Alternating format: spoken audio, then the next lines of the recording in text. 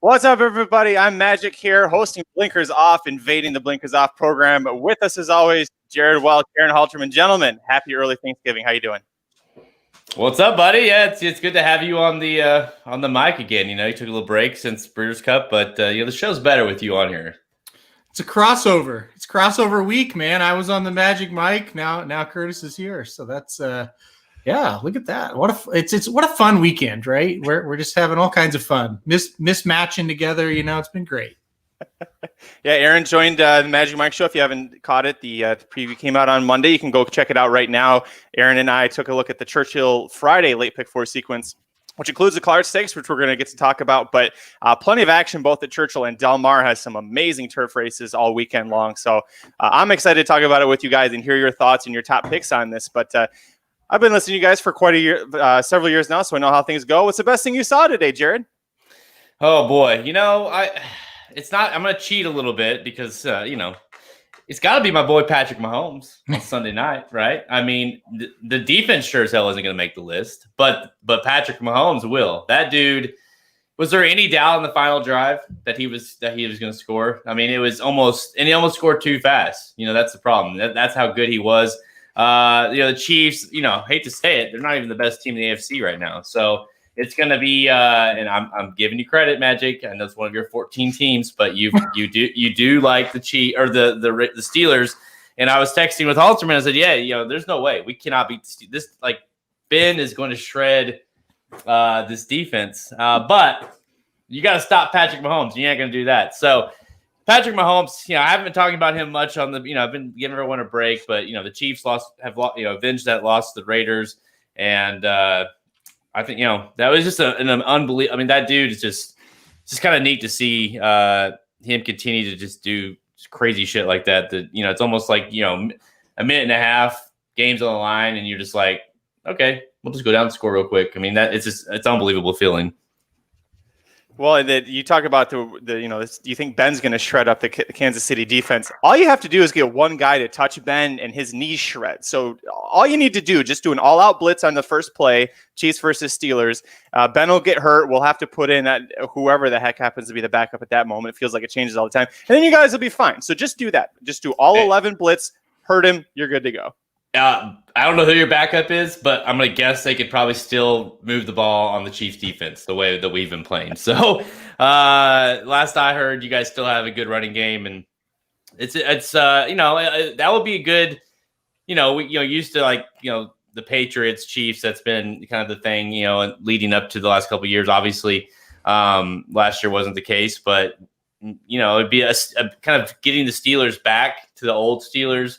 And having a Steelers Chiefs AFC Championship, that would be another hell of a worthy championship game for sure. Definitely an old school matchup that dates way back to the days when Aaron's Cleveland Browns were the different Cleveland Browns, the other Cleveland Browns. So a lot more fun. Listen, I think it's great that you guys each have quarterbacks that you love who are just lighting the world on fire. You've got Kyler Murray for the Arizona Cardinals. You've got Patrick Mahomes, of course. So, the Detroit Lions fan in me wants to know what it's like to have an exciting young quarterback prospect. I have a question before we move on. Magic, I know you have a lot of different teams. What is, if I said, who is the number one? Who's your number one team? What is the answer? Like if they were all to play each other, the Detroit Lions. Okay, so Detroit is number one. They've got your heart. Okay, that's fair. I've always wondered that. Unfortunately, yeah. Okay, I got you. I respect it though, because Me too. I mean, as a Chiefs fan, you have to respect that because you go through all the pain and the hell of being a fan, and trust me, it will happen. There'll be a year. I would love to see Detroit be relevant again because that's just you talk about like back in the day, back when like the Detroit and Barry Sanders and like Detroit was like it used to be a thing, it's it's not anymore. But no, maybe they get, hell, NFC, man, you can surely eventually could squeak into the playoffs. Well, can they get into the NFC West by chance? Like, or the East, yeah, where they're 3-7 right now. The East. I'm sorry, yeah, the East. A three-way tie for second. That's like, what is it, 3-6? Something like that. Yeah, 3-6-1. The Eagles are 3-6-1, and the other teams are 3-7. Yeah. Yeah. Our boy Ricky's watching the show. He wants to know if Lamar, because he's a Baltimore Ravens fan, he wants to know is Lamar Jackson, seriously, is that a top 30 quarterback in the league? He's asking. I'm not sure if he's top 30. I don't know. He's probably top 30. He's probably top 30, but he's not top 20. Yeah, he's not top 20. Would you rather start Daniel Jones or Lamar Jackson? Daniel Jones.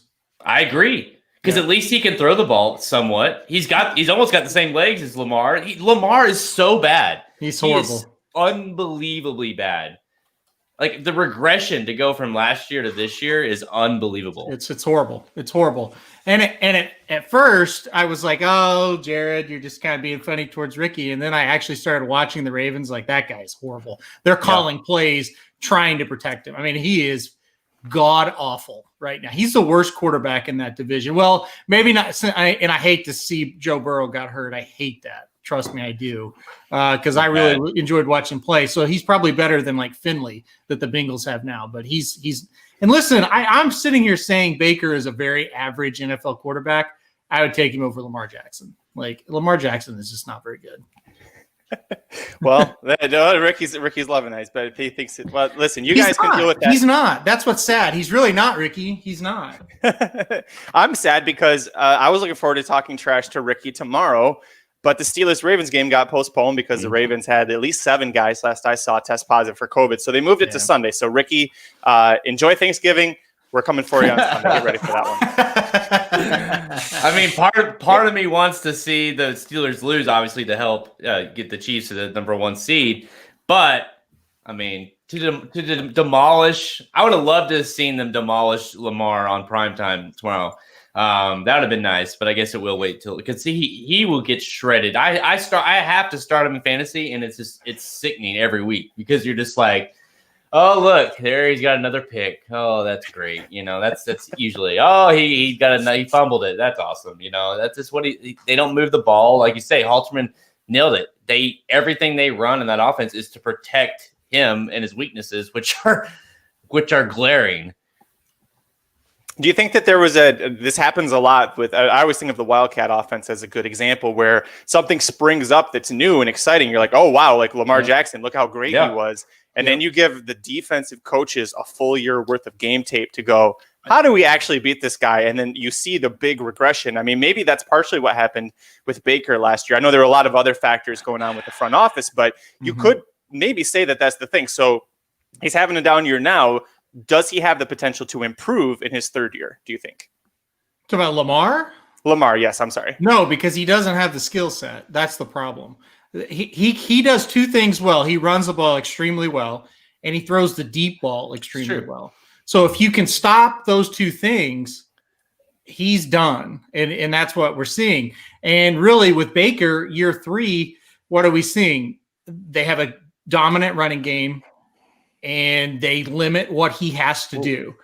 They let the running game carry the team offensively, and then they're going to ask him to make a few plays in the game. Not all the plays, just a few. And it's working. Right. Their offense. He's Alex Smith, essentially. He is. He absolutely is. The problem is with the Ravens is they geared up that entire offense to be around for him. So it's on him to make it work. Whereas like he's saying with Baker, you can, you just basically don't have to, you got the run game and you got the passing game that's got good wide receivers and you can just don't screw it up. That's how Alex Smith was. It's like he's a game manager essentially. But whereas Lamar, it's all depending on him to make plays and he just isn't making them. I guess the question, can Lamar be a game manager? Probably, right? And I think what Baker has realized as the season has went on, your role is now a game manager. So you're not trying to fit balls into really tight windows. You're not trying to make extravagant plays. You're trying not to turn the ball over. That is basically what a game manager does. Don't turn the ball over.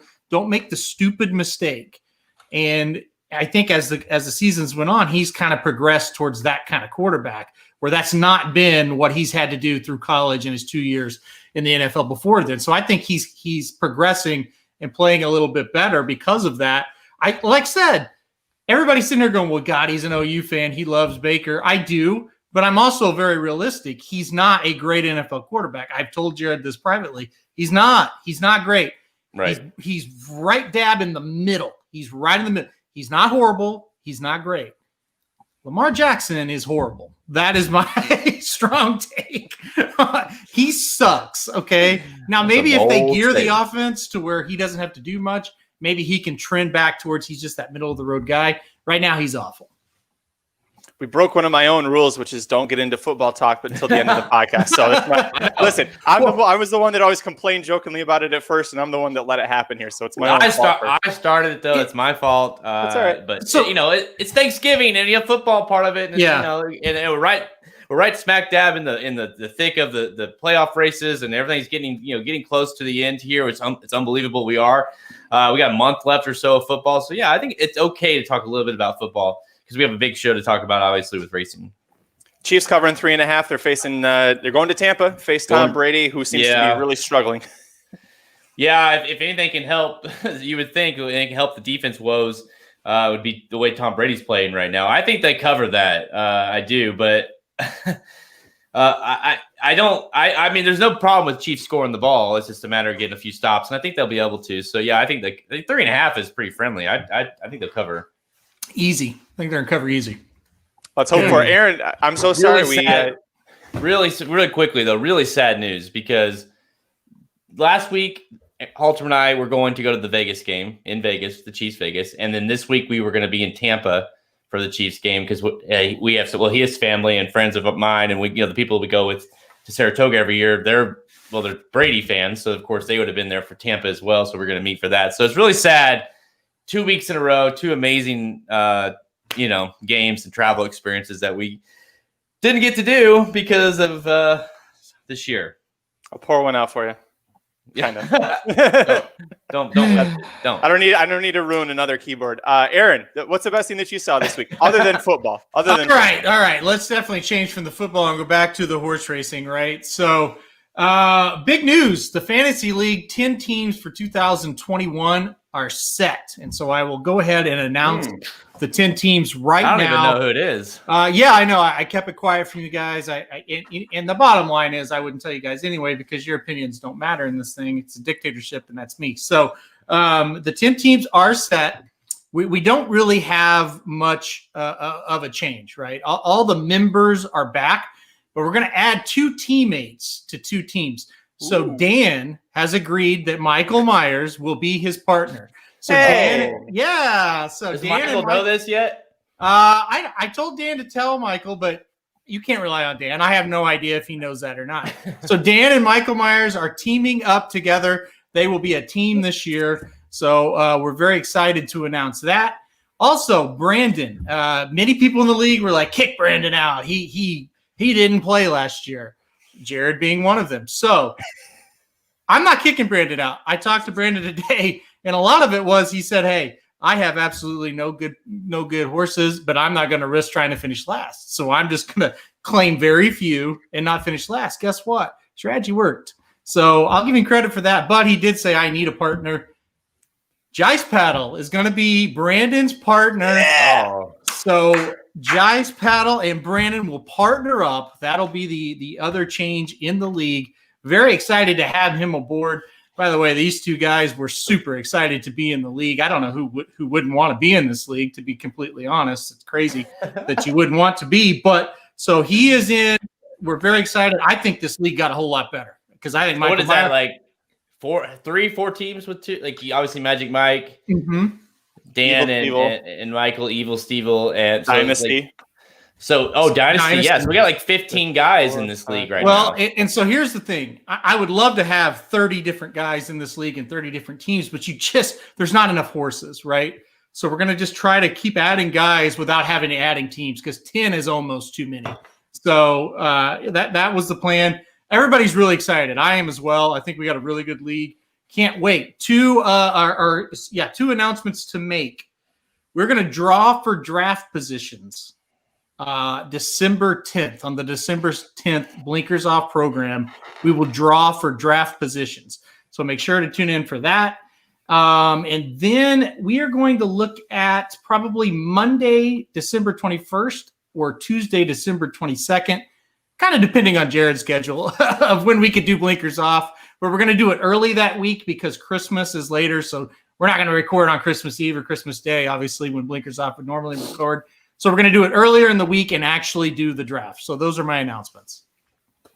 Awesome. And you wondered if Michael Myers knew. He's watching live. He did not. No, he did not. So congratulations. Of course he didn't tell him. Now, there's no point of me tuning in for the draw because I know I will get the 10th pick. I never draw well in this fucking thing. Oh, sorry. I never draw well in this ever. Even though I suck every year, except when I win it, I either win it or I suck. And wouldn't it be nice to just roll it back, and we just reverse draft order the next year? I mean, come on. We didn't add. I asked Aaron this before last year, and I was like, "Hey, have you thought about once we get a set number of teams, just whoever was last? So in this case, Evil Stevel, you get to draft first." And he said once the teams stop moving, he'd consider it. The teams haven't quite stopped moving, have they? Well, I just do what I want, and I don't listen to what you guys say anyway. So, I mean, that's kind of. He's not kidding. He really doesn't care. No, not one bit. Not at all. Slim actually had like a pretty decent suggestion today, and Halterman was just like, "Yeah, noted." And he's like, "Is it going to happen?" He's like, "No." Well, here's the deal. And like I said, if you're going to play in it, it's a dictatorship, and you can give me all the suggestions you want, and you feel free to do so. Just know that they're not going to be read or considered. So, unless your name's John White, and then it'll actually be considered. Well, it's probably actually a good idea. Okay, that might be fair. I'm not going to admit that though out loud. No. He gets trashed too. All kidding aside, and I, and obviously we know John really well, but I think for anyone to join this league and to be associated and part of John White and what he's doing and get the insight of when he makes a claim, you're like, I mean, all of us are like, we try to beat each other and, give each other bullshit. But when John makes a claim, John Ryan, you're just like, oh yeah, John Ryan, there's another two-person league. I forget Ryan's like the silent partner, but you're like, oh shit, I need to, maximum security. Wow. He really likes that horse. Like I better become more legit about this horse. So having the John in the league, I mean, I love it. And some of these guys like Michael and Geist Paddle and all these guys that are just fans and getting to be able to kind of associate with John. Of course, when we do the pod and we do the draft, I mean, it's pandemonium. It's crazy because all these people are on there, and then you got old John White on there too, a legend. So it's kind of neat. I look at it as a privilege to play in the league, and I hope everybody else does as well. Because I personally look at it as a privilege. So I hope everybody has that attitude. Maybe I'm an idiot. I don't, but I feel fortunate to be in a league with such. Even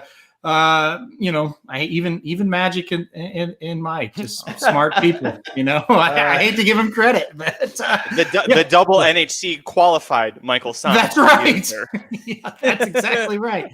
That's not bad. So, but I still love that. Even he was like, "No, Magic's got to stay on my team, or else he's gonna expose me." They work really well together. There's some teams that don't, some teams that do in the league. But yeah, it's fun. It's kind of amazing that we started this thing, I don't even know how many years ago, just Halter and I, basically for a podcast show, for a podcast game we could play where we did a stupid little draft, just us two. And of course, a lot easier to do it that way. And and we would just bullshit around. And then it's kind of amazing that, gosh, it's been probably 10 years, close to 10 years now that we've been doing this, that it's evolved to this. So it's pretty neat. Yeah. Go ahead. Sorry.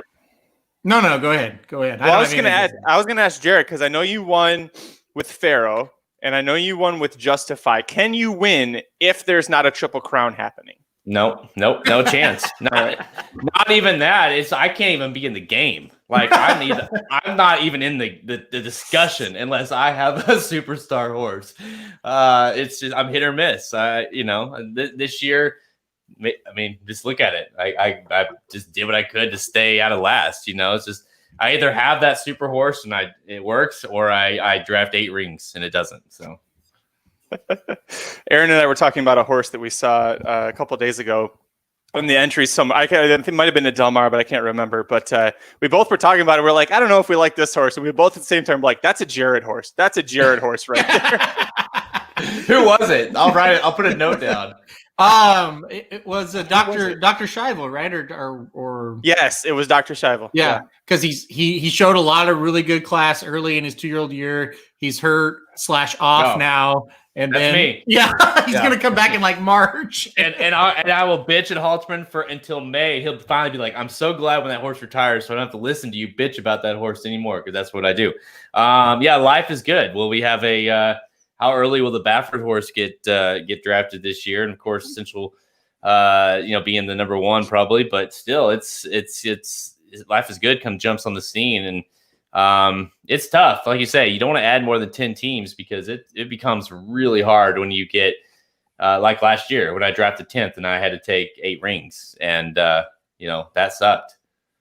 Yeah, it's the 10. You're right. It's very difficult. Well, when Aaron said that Jice Paddle was coming on, I was like, God, like he reminds me a lot of Paul, and that his main focus isn't this industry. There you go. But he's so just generally smart and aware of what's happening, and that you kind of, I don't want to say we take them for granted, but you almost kind of forget about them. And then Paul comes in with a big claim and you're like, God, all right, well, shit. Or Paul was like, halfway through this long season, I was telling Mike, I was like, yeah, we're in first, but look out for Aaron, look out for Paul. That guy's got some sneaky stuff happening. And now you had Jice Paddle. Shit, man, this is going to just make it harder. Well, the typical Paul move, when I had Roadster and I finally got tired of Roadster not doing shit, basically costing my team, and then I drop him, and like 2 weeks, 3 weeks later, he claims him, and we all make fun of him for claiming Roadster, and he goes on to win the freaking Santa Anita Derby, and obviously he's never ever been good again, so it was just like typical Paul move. But yeah, so yeah, that you're right. When you have guys, and that's what makes it fun. You have smart minds, and it's more than just a stupid fantasy league. That's for claim, for bragging rights. It's it's you got some sharp minds that are all looking at all the 2/3-year-olds in the country, and you kind of look at that list and you get a pretty good idea of the good horses running. Yeah, it's tough. It's really tough. That's all. I don't know how else to end it. It's a really tough situation. And if you're in a case like Brandon, we're halfway through the year, like, well, I'm probably not going to win this. You automatically go into defense mode. It's not like fantasy football when you're like, all right, I'm not going to win it. Screw it. We'll just wait till next year. It's no, you save your ass, because we haven't been able to do it in the last couple of years, but these penalties for losing, they're not fun. We need the Oaklawn season, baby. We got it. It's going to happen. Evil Stevel, if you're listening to this, I've got a great idea. You better hope they don't allow fans at Oaklawn next year. Boy, I've heard it, and I'm telling you, you're going to want to be there, Magic. That's all I got to say. Magic's coming. It's going to be amazing. I'll double mask it to be there for that one. Are you kidding me? Let's get it. We got a lot of races to talk about, guys. It's a lot of fun, but we really need to get into these races. So, Jared, if it's okay with you, I'll do the honors here. Go for it. Let's go. Oh, God, my voice hurts doing that. I don't know how you do that every time. Let's go. There, yeah. You make it. That's why I go riders up. I am not an easy sound there. You can always tell too, like how pumped I am up for that show, because sometimes it's like, let's go. And then sometimes it's like, let's go. Well, what's funny is like Breeders' Cup when we were sitting side by side, in the hotel we were doing it, and he would scream it, and I'd be like, "Holy shit, he's fired up for this one," So, I just wanted to make a comment on this.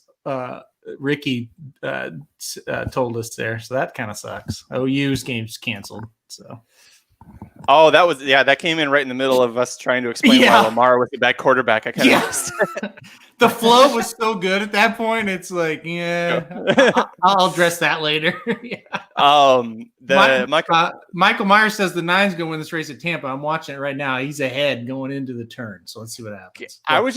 Can we just talk about how great it is that I don't know if anybody who's watching this saw it. On Friday, there's a maiden special weight at Tampa with a horse called Grunder. I'm so excited. The guy who calls races at Tampa that you either really love or really hate, or maybe both. His name is Grunder, so the horse is named after him. So he gets to call a guy who's notorious for his interesting race calls is going to call his own horse. I wonder how he's going to call that. Ooh. Did 9 win? 9 got second. 7 ran him down late. I'm really happy Michael Myers is in the fantasy league. Then he's already bad. Let's bring him in. Absolutely. All right. That's so bad. So mean. I know. All right. Clark, you guys ready to go? Oh, your audio's gone. My audio's gone? Am I good? Ooh. Is Jared's headphones gone?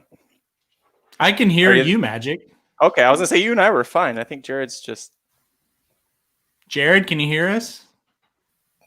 Jared can't hear us at all. I got no audio. Can you hear me? No audio. We can hear you. Yeah. You can't hear us. Wonder if he knows that signal, Magic. You can't hear us, but we can hear you. You can only do that on your show, not mine. Sean Alvarez thinks it's funny. Oh. Hulkster does There we go. I'm back. Oh, he's back. You can hear us?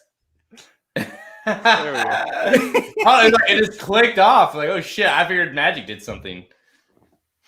All right. You ready for the Clark? Listen, we got to pull this shit together. Yeah. Too many Trulies. Okay, go ahead. All right. 3, 2. All right, kicking things off, we're going to take a look at the $500,000 Clark Stakes. This is a Grade 1 race on Friday at Churchill Downs. This is the highlight of the late pick 4 sequence at Churchill Downs on Friday. If you want more insight on that, go check out the Magic Mike show. But guys, the Clark Stakes, we're bringing together some really nice horses. A couple of them coming out of Breeders' Cup races. You've got Owendale at 5-1. By my standards at 4-1. I was a little surprised by this. Code of Honor is your favorite at 3-1. Hasn't looked like the Code of Honor from last year, really not consistently this year. So he's going to be taking a lot of money here. If you listen to the Magic Mike show, you know that Aaron and I both love Code of Honor. So Jared, I'll go to you first. What are your thoughts on the Clark here? Yeah, well, first of all, I gotta agree with you there because I handicapped this race just looking at the PPs before the morning line came out, and I'll be honest, I looked at the morning line. I thought, son of a bitch, Code of Honor is a favorite. Like I totally believe that By My Standards would be the favorite, and I still think he probably will be whenever they hit go into the gate. But listen, I know Code of Honor hasn't looked kind of Travers' Code of Honor, but I think he's about ready to run a big one. Is it good enough to beat By My Standards? I think that's the one to beat here. We'll see. But Code of Honor, Shug is he was very clear. Like, I've got to back off on him after the Whitney and kind of restart. This has kind of been a weird horse his entire career in terms of kind of the way he trains him. The Kelso, he ran good. Complexity just ran a huge race. 106 buyer that day, which is right up there. I think he matched his career high buyer.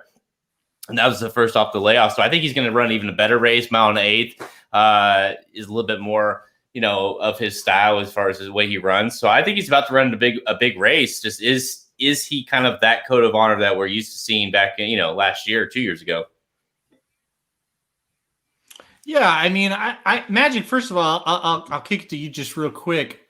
You mentioned it kind of in your opening, but how shocked were you that By My Standards wasn't the favorite here? Because we talked about this on the Magic Mike show when we did not have odds.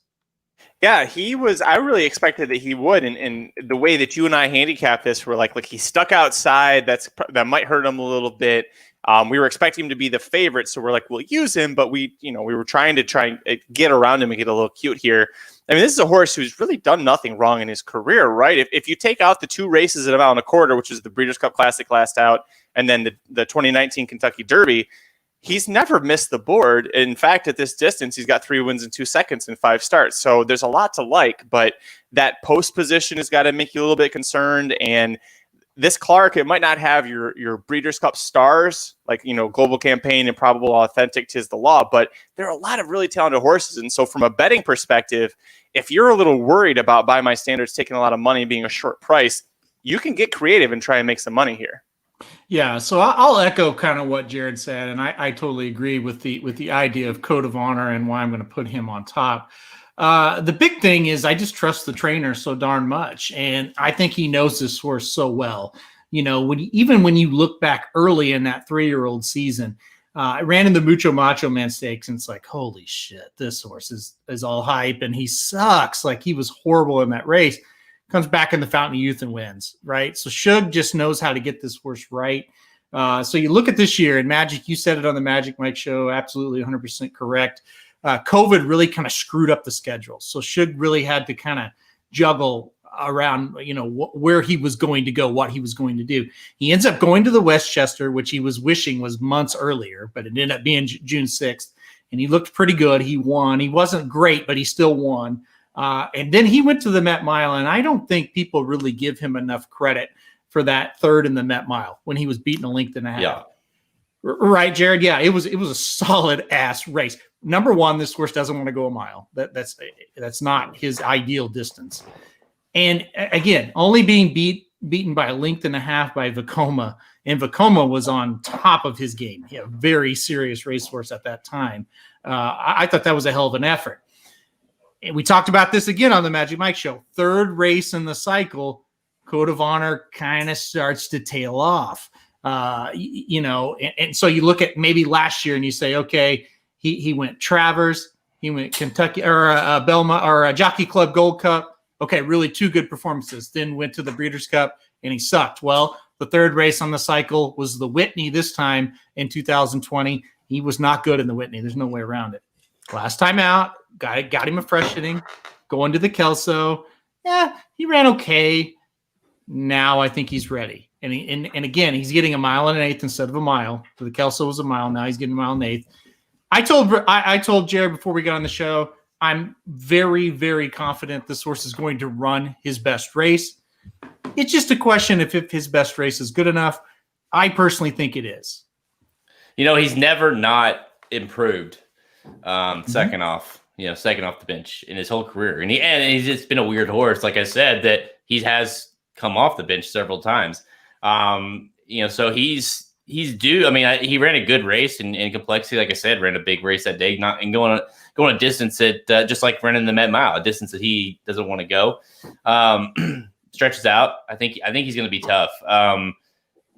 Magic, what are your thoughts on trying to beat him, or are you thinking that, he's, because you got to think you're going to get somewhere around 3-1, right?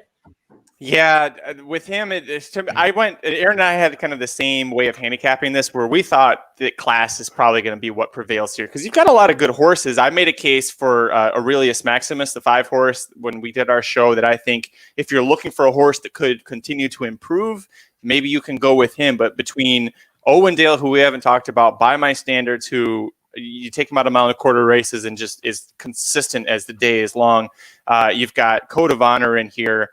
It's going to be a little top heavy, I feel like, with at least as far as the winner goes. But if you were worried about Code of Honor, you've got options like Owendale, By My Standards. But beyond that, I don't know. I feel like you really have to try hard to make a case for some of these horses.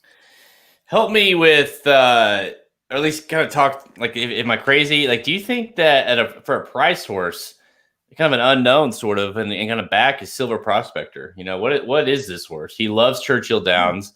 He likes the distance. He last had ran in the Arkansas Derby, which obviously was awful. Took the long layoff and ran back at the end of October at Churchill Downs and won, off a really long layoff, and ran a nice number. This is a horse that obviously won the Southwest, and then really kind of tailed off, but won the Jockey Club. I mean, this is a horse that's got some class for Steve Asmussen. Do you think that he can kind of get back to that form and at least have a say underneath? I'm glad you mentioned him, Jared, because I am really excited for this horse. And maybe not so much this race, but 2021. I think this is going to be a nice horse. Honestly, I was ready to play him at worst underneath, but Santana jumped off of Silver Prospector and onto Aurelius Maximus. And I thought that was the biggest thing. It's like, yeah, he's probably not ready for this quite yet. But I'm with you. I've always been very high on this horse. If you follow this throughout the year, I've picked him in a lot of big spots. Sometimes I've been right. Sometimes I've been very, very wrong, like the Arkansas Derby. But I thought he got back to a pretty good effort there in that allowance last time out that you referenced. So I was kind of ready to make him a contender. And then when I saw Santana, it's like, yeah, I'm not sure, because I don't think there's any doubt that Santana had the choice between the two, and he chose Aurelius Maximus. I mean, he's literally rode Silver Prospector his entire career. Time. Yep. And he jumped. And that to me was a big sign. But underneath, I think he could, yep. For a price, if you're looking for a price play to kick off that, to hit that try, the try, make it, explode a little bit, he might be one. But yeah, I agree. I mean, if you're wanting the Asmussen horse as far as a win contender, it seems like, like you say, Santana had the choice and he chose against Silver. Well, Aaron, you on Magic Mike Show, you had a good little story about Ricardo and Silver Prospector, and I'd love for you to share it here in case somebody missed it. Yeah, so what I said on the Magic Mike Show is Jared and I both, we have a pretty good knowledge of 3-year-olds at Oaklawn Park and the inner workings and who likes who on the backside and who likes who in the jockey colony. And we both were told that, by very good sources, by the way, we both were told that Ricardo really loves Silver Prospector. Like, this was his, Derby horse. He loved him. He thought the world of him. And so for him to jump off at this point, kind of for me was a bigger deal than maybe it would be to some that were looking at it, because I know for sure that Ricardo really liked this horse. Jared, I know same people tell us things, so that as well. How many of these? Yeah, I agree. It like, to me, that was the biggest reason why I didn't obviously pick him as on top. But Santana's only rode in the last 3 times on Aurelius Maximus, and there he is. How many of these horses do you think we'll see in the Pegasus? That's a great question. 4. Over under. Oh, let's do this. Over under 3.5. What would you guys take? Well, Bodie Express is going to go over. Mr. Freeze will go. Owen Dell will go. Bodie Express will go. By My Standards will go. Code of Honor probably will go if he wins here. Yeah, I think over. I think it's a pretty healthy race in terms of a prep for that. When you also, the division is starting to lose. I mean, we lost a lot of horses after the Breeders' Cup, right? But then you also, Global Campaign was supposed to make his final start, and he got back into training, and they said, nope, he's done. So that one more Grade 1 winner, gone out the door. And how many links would Monomoy Girl? If Monomoy Girl was in this race, how heavy would you play her? Because, like you say, we're losing a lot of these older horses that are going to be running the Pegasus. And I mean, what do you have left after they've retired? And there's a reason, we talked about this on the show last week. There's a reason why Monomoy is back in training, or going to train up to the Pegasus, sounds like, because shit, who's going to beat her? See, what's crazy about that is I think if she indeed goes to the Pegasus, there's no reason to think she's not. I mean, that's what they've said. We might be looking at maybe the most interesting Pegasus since the first one, because I just think, I don't think she's going to scare off any males, and maybe she should, but that's not me disrespecting her, but I don't think she's going to. So I think you're going to have Monomoy Girl against a full field of males. I think that is going to be a super intriguing race, light years ahead of what we had last year, right? Last year was shitty.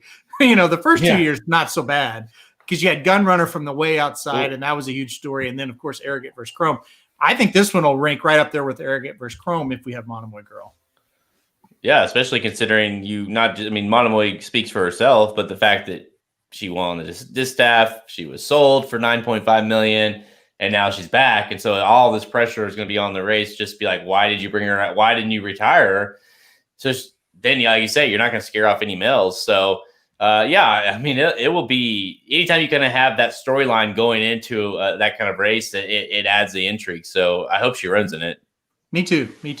That would be great. And what if Code of Honor wins by 3 here? All of a sudden, it's like, hey, maybe he can beat Monomoy Girl. He's ran well at Gulfstream in the past. So yeah, a lot to talk about there. But yeah, I mean, just to swing it back to this race real quick. Code of Honor top pick, and I think Owendale and By My Standards are the other two to play. By My Standards, the big reason why I did not put him on top, I think the 12 hole is going to be a little bit of a problem for him. I think he does his best running when he's stalking the pace. So I really think that kind of puts him at a weird spot of, do we kind of send him? Do we kind of keep him stalking and hang him wide? Do we bring him back farther than he kind of likes to be? So I think it's just kind of a little bit of a tricky situation for By My Standards, and that was enough to swing me towards Code of Honor on top. Yep, Code of Honor for me. I just think he's gonna be. I mean, he's gonna pop in a big way. I think here it's just a matter if he's good enough, and I think he gets definitely sets a better trip than you said, like By My Standards. So I like those two. Underneath Owendale, like I mentioned, Silver Prospector. Mr. Freeze likes the track. I wouldn't be surprised if he runs okay, but yeah, I like Code of Honor on top. Perfect. Let's move on to the Hollywood Derby. This is the highlight race of a really awesome Saturday at Del Mar. It's a grade 1 race worth $300,000. One of the last times you'll see straight 3-year-olds facing each other, going 1 1/8 miles on the turf course. We don't have the morning lines yet. The new morning line guy at Del Mar, he's a little slow. He's not that great, but he's up and coming. We'll give that John White guy a shot to really feel things out here. Lots of horses that are presenting plenty of intrigue. You've got California Kook, who's a California bred, is filly facing the boys. She's done it before and done okay. Smooth Lake Straight seems to be probably the best horse from the Californias, but you've also got a couple of invaders in here. Storm the Court is showing up. Decorated Invader, speaking of invaders, this horse looks like a standout on paper to me here. You've got Gouffo, who won the Belmont Derby, gets Flavian Pratt to ride. There are a lot of interesting angles here. Aaron, I'll start with you first. What did you think of this field? I thought you would pick Lane Way, Magic. You always talk shit about Lane Way to me privately, so I thought that would be your pick. It's funny because Jared and I were talking about this race earlier, and it's like, oh my God, it's wide open. But Magic, I'm kind of with you. I ended up on Decorated Invader, and about 3 hours ago, I was like, no, I'm not going to do it. I kind of think you're right. I kind of think he's a standout. So a couple things. I like that he brings his jockey with him, Joel Rosario, fantastic jockey. And really, when he ships, he used to dominate there in California, but now, he's in the East Coast. But when he ships back to the West, it's usually pretty good. He usually does really well. So I like that. I like that he's following the horse. I kind of think what happened was he was in tip-top form to start the year. He kind of fell off a little bit towards the summer. They gave him a layoff. He came back last time out in the Hill Prince. He didn't run horrible. He got beat by a head. I wish he would have won, but he still ran pretty well. I kind of think he's ready to pop second off the freshening here. I think he's going to be awfully tough. I've always thought he's a little bit better than Gouffo. If they would have ran this race in June, Decorated Invader would probably be 2-5. So if I'm thinking, hey, he's going to get back to that form, I'm going to go Decorated Invader on top here. Boy, I'm a little surprised. I didn't think the way we talked earlier that you were pretty much we were kind of set against this horse. I mean, what is this? He's been the favorite 5 straight races. I don't know if he will be the favorite here again. It seems, but he definitely tailed off after being so good early in the year. I'm at the point where he's gonna have to prove it. Because I'm just not going to take if he floats up to like 5 or 6 to 1, then it's like that's a different story. But playing him short, I just have no interest in doing that until he shows kind of back to what he was. I like that Rosario stayed put or came with him, I should say. I mean, that's a big sign. I think talk about that with Santana in the previous race. The fact that he's running, not just that, but shipping to Del Mar to ride him, I think that's a big sign. To me, I kind of was between Gouffo and the Chad Brown horse. I just like the fact that both those horses seemingly coming into this race, and obviously Domestic Spinning beat Gofo in the Saratoga Derby. So both those horses to me are kind of more on the upper trend versus Decorated Vader, who's kind of flatlining a little bit. Maybe he's coming back, but I don't know. I like those two. I land on Gofo on the outside. I just like the way this horse has been running. Domestic Spinning beat him, like I said, in the Saratoga Derby, came back to win the Belmont Derby. You watch that Saratoga Derby, I don't think there's any question that Gofo was the best horse in that race. I mean, he was in between, or he was on the rail against horses and couldn't get any run, and finally got some room to run and just was flying late. This is a big looking, nice, beautiful horse, son of Declaration of War. Really nice looking horse. I don't think the outer post, you tell me, Magic, you obviously are our West Coast guy. The outer post, though, in this kind of race doesn't bother me too much. Well, no, because at Del Mar, if they go a mile and an eighth or a mile and 16th on the turf, they have the chute, kind of like Tampa does, and Aqueduct has it for theirs. Right. So especially the mile and an eighth, they're starting actually at the backstretch and coming down and cutting through the middle. So there's plenty of time for someone like Flavien Prat, who knows that course as well as anyone, to figure out where to put the horse, get him into a safe spot, moving over. Right. Speaking of Gofo and Prat, the fact that he left Lane Way, who Pratt's been on Lane Way seemingly his entire career, the fact that he just goes, you know what, I'm good. I'm gonna go ride Gofo here. I mean, I understand why you're getting a Grade 1 winner to come into town for you, but I think that says a lot. I just wish you hadn't brought up the Saratoga Derby, because that race was a big point of contention on the Magic Mike show, because I was all about Gofo, and I didn't use a Chad Brown, Clarovich Stables, Irad ridden horse in the turf race. And so when Domestic Spending got me, especially at 7-1 in that race, it really, really hurt me a lot. So thank you for bringing that back up. I appreciate that. Yeah, you're welcome. I will say I'm with Jared on Gofo. I really think Clement's going to win this race. I had Gofo second. That was the other one I thought I would definitely play. But last second, I leaned toward Decorated Vader, because I just thought, I've kind of thought he was the better one all along. So I'm going to play him here. Domestic Spinning, we'll talk about that horse just real quick, Magic, because you like him so much. I think the theme of the weekend kind of at Del Mar is Chad Brown, Irad Ortiz. I mean, Irad Ortiz coming to Del Mar is kind of a big story. And I didn't pick Domestic Spending. I will play him, absolutely, because I'm not crazy like Magic. But, he's probably going to do awfully well here, right? Like, Irad Ortiz is not coming here to finish third and fourth a lot. So he's probably going to ride well this weekend. We'll talk about him a little later. But, yeah, I mean, Domestic Spending's got a huge shot here. There's no question about it. Call me crazy, but I think Strong Constitution is kind of the long shot that I would look at here. Last time out over this Del Mar surface, won a stakes. Yes, I know it's much tougher this time around, but still, I've always kind of liked this horse. So I think if you're going to play a long shot, he might be the one. Yeah, I don't.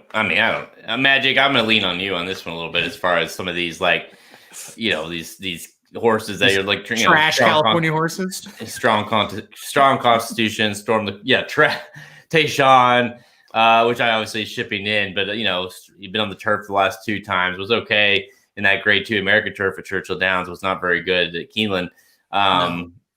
But I don't know, like, what do you do with some of these because if one of those 3 horses, the 2 Clement or the Chad Brown don't win this race, then who the F is it going to be?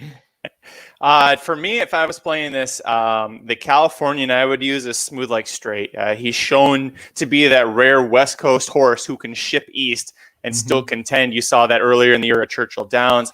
This horse likes to go to the front, and a lot of these horses, especially the ones that are shipping in, they have that really great East Coast turn of foot where they come flying from off the pace a little bit. So if he can get out to a lone lead, I think that's going to be great. But then you've got Tom Bush is bringing in Get Smokin'. He was able to beat Decorated Vader in the Hill Prince that Aaron was talking about. So he's probably going to be up there as well. He's got Mike Smith riding. So, Mike's going to try and figure out where to put that horse. But it's probably going to be on the front end. Honestly, I've learned the hard way multiple times, and from you guys and from Mike Samich, East Coast is always better when it comes to turf. It's very hard to find a West Coast horse on the turf that can match up with these East Coast horses. I mean, United did a pretty good job in the Breeders' Cup last year, but I feel like that's kind of a little bit of an outlier there.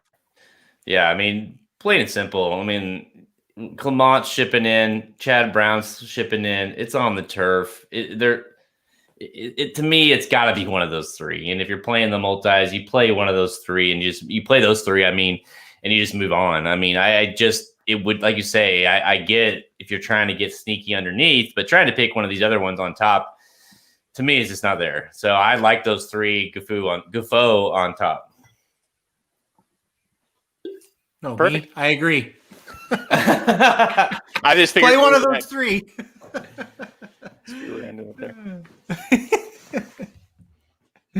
All right, where are we going now? Hollywood Turf Cup. If you just watch your screen, I got you all taken care of. Don't worry. Oh my goodness, thank you. So are you going to do the intro for Rapid Fire and all that shit? I was planning on it. Yeah. Do it. All right. I like this. I love it. Hey man, I've listened for years. I know it's like Aaron with my show. I know how the thing goes. I can do it. All right. My voice can't, but I can. You're okay, Magic. You're okay. Yo. Oops. Hold on. This is how I am every time. I have to help Halterman. Like, where are we going? Like, you gotta roll. Explain to him exactly where we're going. Exactly. I'm very dumb. You need to tell me what to do. I'll do whatever. You just need to tell me. All right, let's go. 3, 2. All right, it's time for Rapid Fire presented by Old Smoke Clothing. Guess what? It's the holiday season. It's Black Friday time. Use promo code DUDES at Old Smoke Clothing. Get 50% off the entire store's worth of Racing Dudes apparel. Go to oldsmokeclothing.com/racing-dudes.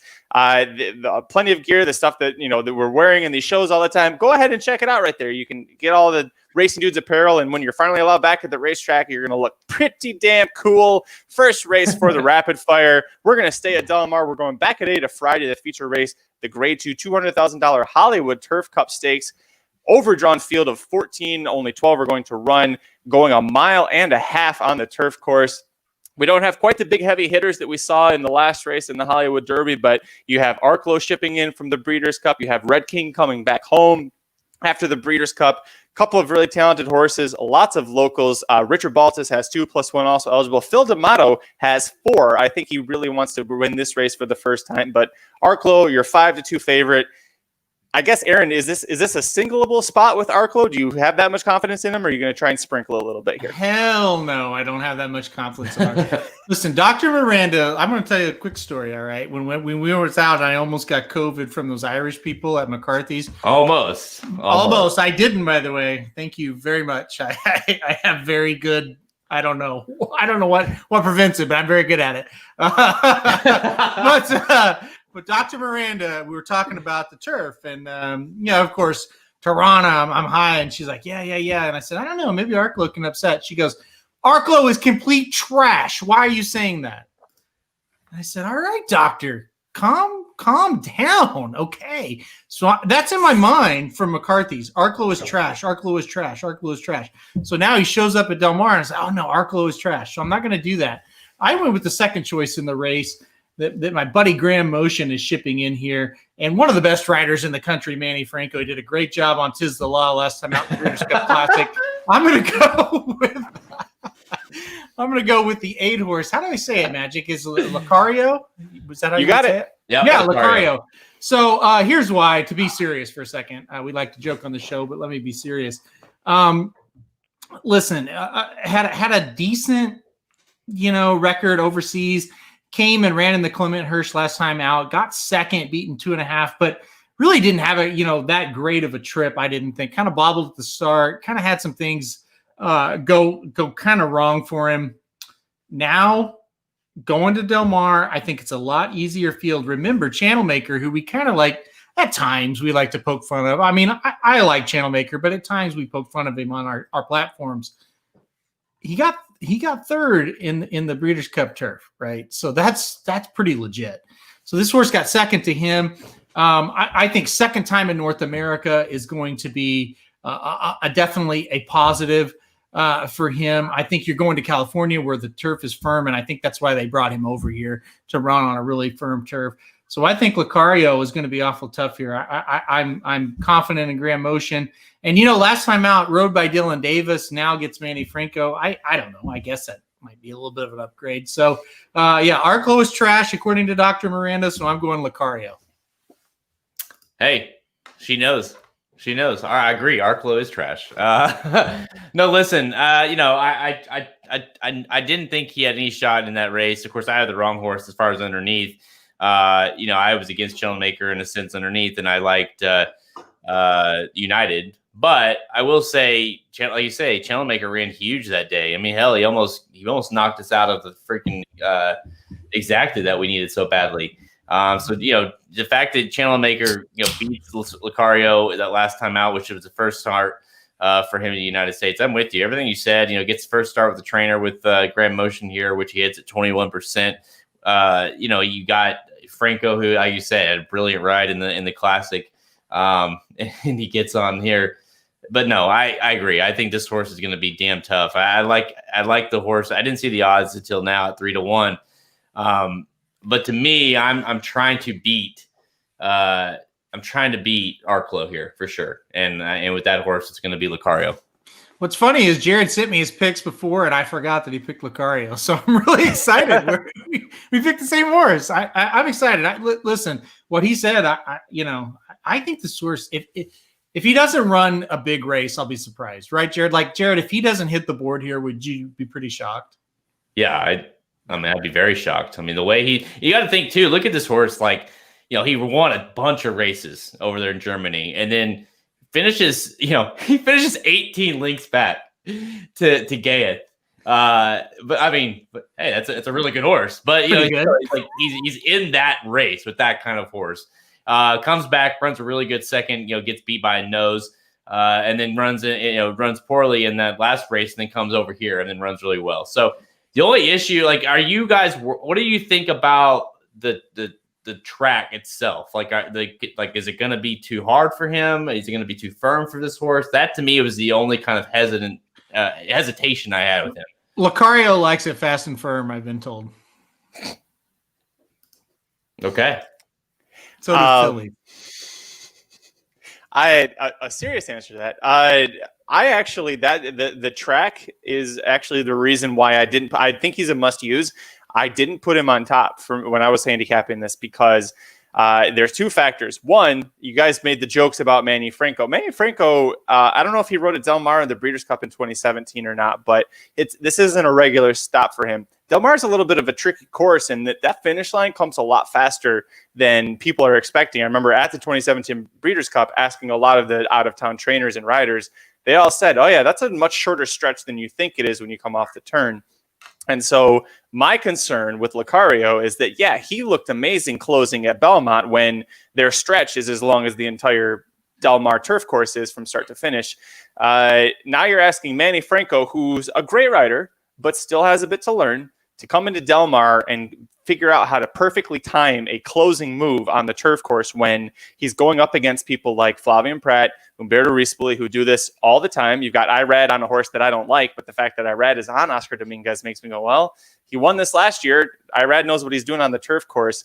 I just have a little bit of hesitation about Lucario, and then you add in the fact that a Belmont firm course is not a Del Mar or a Santa Anita firm course. It is much harder out here. So I'm not saying don't use him. I just, at 3-1, it gives me a little bit of caution.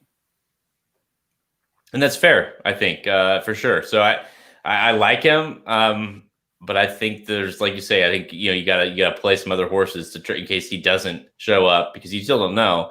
I'm with you. Like seeing Irad on Oscar Dominguez, I was like, oh, that's interesting. Is Irad, who doesn't ride this horse? I mean, can he not choose to ride, for Grand Motion here? I don't know. Like it just seems that seems weird to me. So. I don't know. Lucario's a pick, but I do agree. There's some hesitation. We don't like Irad in the motion camp. We don't like Irad. All right, next race on the rapid fire here. We're going to stay at Del Mar for the next two races, but moving back to Saturday, race 5 on the card, grade 3 $100,000 Jimmy Durante Stakes. nice field of 13 two-year-old fillies going a mile on the turf course here. Again, no morning lines yet, but some really nice horses in here. I think Pizzazz from Richard Mandela is great. Oh, hey, look at that. Fluffy Socks, Chad Brown, Irad Ortiz Jr. I don't know. I got a feeling maybe you guys are looking to Fluffy Socks a little bit here. I mean, shit. What do you, Chad Brown, Irad, Head of Plains? I mean, give me a break. I mean, this horse has got to. The odds aren't out here, but this horse has got to be the favorite, right? I would think. I would definitely think. I'm on Fluffy Socks. I'll just spoiler alert right now. I think, in like the deal is, I'm really pissed at myself 2 races back because at Pimlico, I thought, oh yeah, Fluffy Socks is going to do this. And I talked myself out of it. I don't know why. The horse was 6-1, won by 2 lengths. Last time out, I thought still ran pretty well, even though she lost by a nose, but still ran a really good race. Now goes out to California. And Irad, who rode her last time at Belmont, says, yeah, I'll take the mount again at Del Mar. So Fluffy Socks all the way for me. I haven't analyzed the whole sequence yet, but Fluffy Socks was close to a single for me, guys. Oh boy, I have a strong disagreement on that one. I like Fluffy Socks, but I don't think like Bay Storm doesn't do anything for you. Bay Storm, I think that horse is dangerous here. You also have a horse on the out draws all the way outside. Invincible Gal, who ran in the Breeders' Cup, was not good in the Breeders' Cup, but obviously was very good before that. But I'm on Bay Storm. So yeah, you singling Fluffy Socks here definitely gives me concern because I really like Bay Storm. The fact that you get Rosario to ride after winning a nice maiden race keeps improving. Jonathan Thomas, great trainer. Stretching out, that's the concern, right? Or that's the question. But I would think, from sprint to route for Jonathan Thomas at 27%. I like when he does it. I think he's dangerous. She's dangerous. I'm sorry. So you really touched on a couple of things that I'm really glad that you did. Number one, with Invincible Gal, I get Breeders' Cup, but the horse got beat by over 2 lengths. So I was like, yeah, I'm not really by Fluffy Socks. I mean, so I'm not really worried about that horse. I am worried about your top pick. So, okay, Jared, it's a democracy when it comes to the pick. So I will play Bay Storm in the pick 4. Here's the deal. The pedigree, as far as stretching out, is a little bit iffy. But Jonathan Thomas, a great trainer, an up-and-coming guy. Well, I don't know if it's really fair to call him up-and-coming anymore. When you win the Travers, you're kind of a big-time guy. So Jonathan Thomas, you're kind of there. Exactly. He was up-and-coming until Catholic Boy won the Travers, and then he was actually like a great trainer. So I love his horses always. He gets Joel Rosario to ride. I'm with you. I think the difference is this. Bay Storm, I could see jumping up and running a bigger race. Where Invincible Gal, it almost kind of looks like we know what she is a little bit. So I have no problem with your top pick. You've talked me into it. I will not single Fluffy Socks. I will add Bay Storm as well. Now, let me at least I think Fluffy Socks could be kind of legit, could be really good. But I also think Bay Storm we don't know yet. So that to me is why I have to use Bay Storm. Fluffy Socks could just be really, really good. And you could pound her into the ground. And that's very possible. But that's the reason I'm playing both of them, because I feel like Bay Storm, while it wasn't very good on debut, was really good in the next race. So as she continues to improve and obviously Attractor Rosario has been working out well, I would hate to get beat by her. I got a fun fact for you about Fluffy Socks. When was the last time you had a Chad Brown, Irad Ortiz Jr. horse that was a stakes winner, and through 4 starts, she's never once been the favorite? And yet, looking at this field and listening to you guys, it sounds like she's probably going to be the favorite. If not favorite, she's going to be very short money. And as Vinny from Real Dynasty Pick said, can't single Fluffy Socks here. Chad's horses aren't firing like they should be as of late. I think that's a great point. And at low odds, it seems like a really risky tough spot here to single. So I think the Chad's horses aren't firing is a dumb point, but I do think he's right about the fact that with the low odds, with a horse that has always not been the favorite, so maybe that is a little bit something. Okay, she's finally the favorite. Maybe as Samich likes to say, we missed the wedding, so don't go to the funeral, and so that's why we're going to play Bay Storm as well. But Del Mar, Chad Brown, it's usually pretty good when he shows up there. So I'll take my chances. Magic, we talked a little bit earlier about the horses shipping in, how dangerous they are when they come to Del Mar. But what do you think? A horse that I looked at for quite a while was Pizzazz. What are your thoughts on Pizzazz? Mike Smith back on board, rode this horse last time out to her maiden win, and obviously Richard Mandela has to have some sort of a war front filly, has to have some sort of hopes for this horse. Yeah, so this is a horse who I'm definitely curious to watch how she progresses, because Mandela's been pretty high on her. She went from a maiden start, where her debut start, into a mile turf stakes race, and she did pretty well, finished third. The winner of that, Madone, went on to the Breeders' Cup Juvenile Fillies Turf and did okay, and then came back, like you said, and broke her maiden. She and Ivy League, who was second, were actually both pre-nominated to the Breeders' Cup Juvenile Fillies Turf. So as a maiden, Dick Mandela said she's good enough where she could go to the Breeders' Cup and theoretically do well if she made the field. I think that's a big sign, but Mandela has been unbelievable this meet so far at the fall meet. 7 wins from only 15 starts. He's battling for the trainer's title with only 15 starters, when guys like Peter Miller have 2-3 times as many starts out there. So he's doing extremely well. And when he and Mike Smith have been linking up, especially at this meet, you saw what they did together with Astute earlier in the year, or earlier in the meet. So if you were looking for a West Coast horse, this is the one I would use. I just think, especially we saw at the Breeders' Cup, guys, these West Coast horses aren't at the East Coast level on the turf. I think it was a good call out by Jared, though, because Pizzazz was one of the West Coast horses I was like, well, maybe we'll throw in.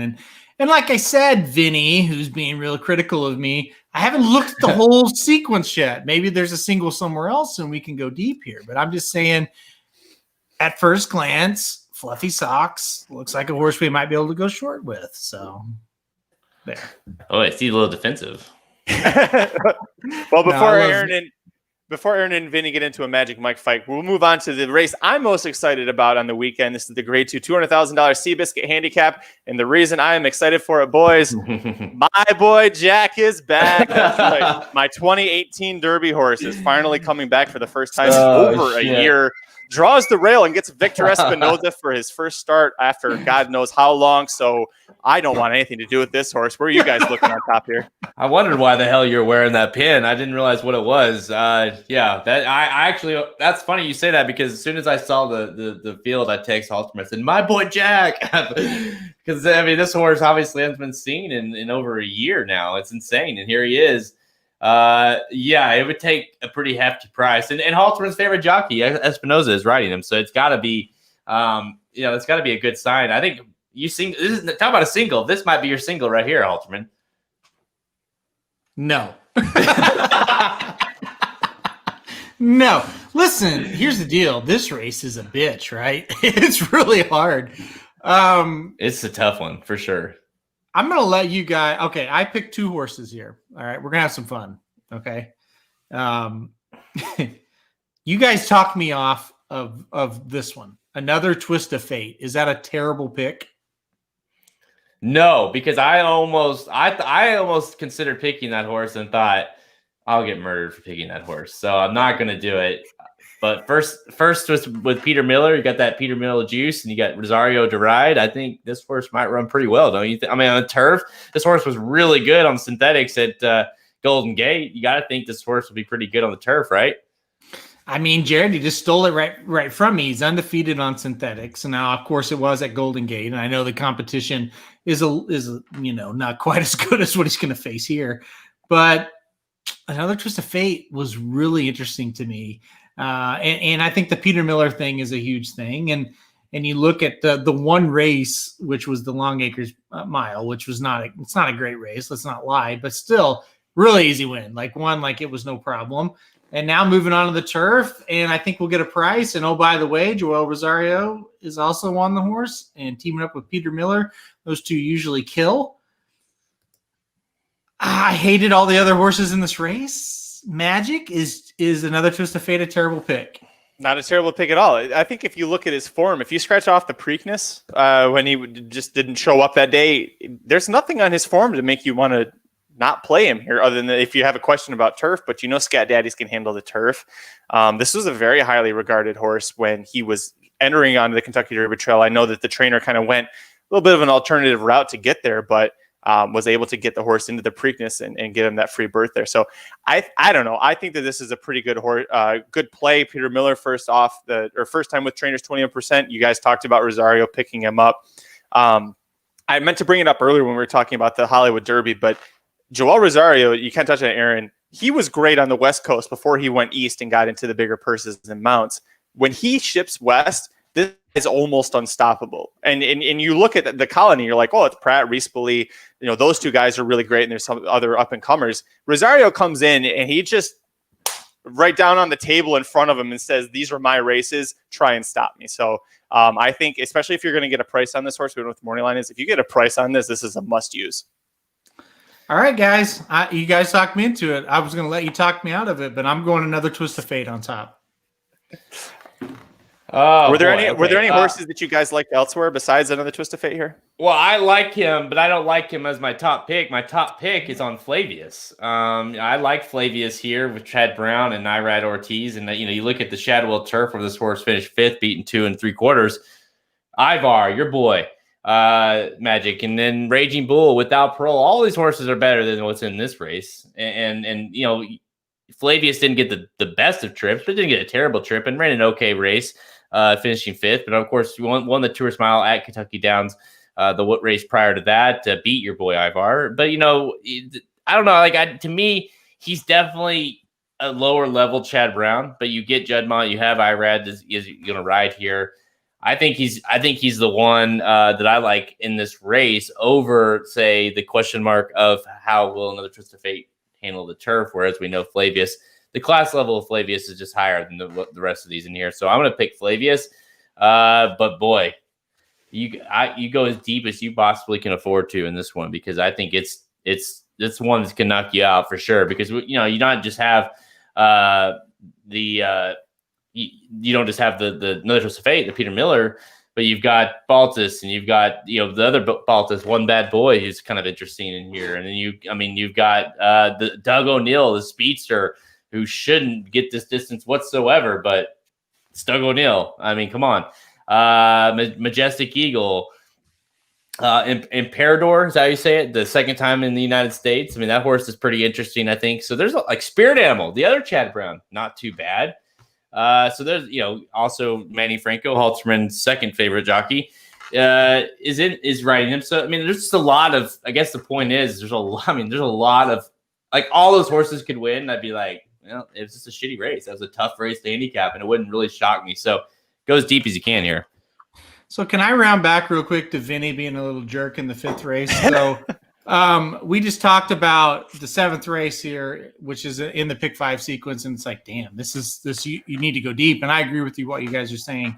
And then the 9th race is like, okay, well, you have to go 3 deep because you got to play all those shippers. Where the hell are you going to single or go short? It's got to be the 5th, right? So I don't hate it. I was going to bring up Imperador, so I'm glad you touched on it real quick. But this is Paulo Lobo, is the same trainer of Ivar. It's owned by the same group down in Argentina/Brazil that had Ivar as well. So I think second time off could be interesting here. It's just this. I don't know. Do you try, Aaron? You talked about a potential single twice now. You've backed up how Fluff at least go short in the Jimmy Durante. Is this an all button type? If you can afford it, should you just go all in the Seabiscuit and pray for a price? Well, the problem, and if you have a lot, like a really strong single, then do the all. But the problem is it's a big field, right? So if you don't have a single in the sequence, you can't go all here because it's just such a big field. But if you can find somebody else to single and you've got the budget, yeah, I do, because we've touched on a lot of different horses. And by the way, this segment is called Rapid Fire, and we spent a lot of time talking about these horses, right? Because there's just so many that could win. I pulled up Time Form. Time Form is what I love from a speed figure standpoint, especially on the turf. I really love it on the turf. And they all look very similar. Like there's 6 or 7 within a couple of points of each other. So, yeah, I mean, it's definitely close to an all race. Yep. All right, that's enough of Del Mar. I think we've exhausted. Let's move back to Churchill Downs because guess what? It's Kentucky Oaks, Kentucky Derby season now. I feel like we just got out of that one. Let's first talk about the Grade 2 $200,000 Goldenrod Stakes. These are for juvenile fillies going to mile 16th on the main track. 10 of them entered here. Obviously, the headliner, likely favorite, is going to be Grade 1 winner of the Alcibiades. Simply ravishing here for Kenny McPeak. A lot of us had our hearts broken when she stumbled badly out of the gate. Never really got going in the Breeders' Cup Juvenile Fillies, but she's here. She's also going to have to face Coach, who actually won the Rags to Riches Stakes. So she's got the experience coming in here. I don't know. You want to talk about a short race to go in here? I think Simply Ravishing, if you forgive her for her stumble, she's an easy single in the top pick, right, Jared? Oh, dude, I'm still not over that. You can count on one hand usually how many times a year I pick McPeak on top. and to pick McPeak at a short price, you can definitely kind of like a one finger, and it's a middle finger. That's what I did. I think as soon as she broke from the gate, it's like son of a bitch. But no, I mean I was talking to Halston about this off air earlier. I was like, listen, Simply Ravishing, right? That's the horse. Like I'm so excited to play her again, but then the logic part of your brain starts working. You're like, don't you just know she's going to screw you up? Like McPeak is going I'm shocked to even see her in the race.